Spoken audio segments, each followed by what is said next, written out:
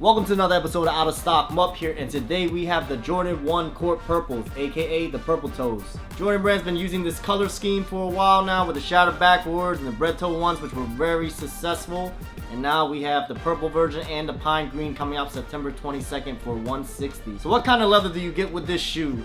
You get a little mix of tumbled leather on the toe and on the sides right here, and then all the black panels are smooth leather. So for those that ask, you are still getting the tumbled leather on the toe. Less purple than I thought. I thought it was going to be a really bright purple, kind of similar to this, but you guys tell right there, it's much darker. They've got the leather down this time around, and I don't feel like Jordan Brand's going to let it go anytime soon, where these ones, they're kind of like Nike SBs or Nike Dunks at this point, where you're just going to see a lot of colorways in Jordan 1s, and it's not ever really going to stop because they just sell so well.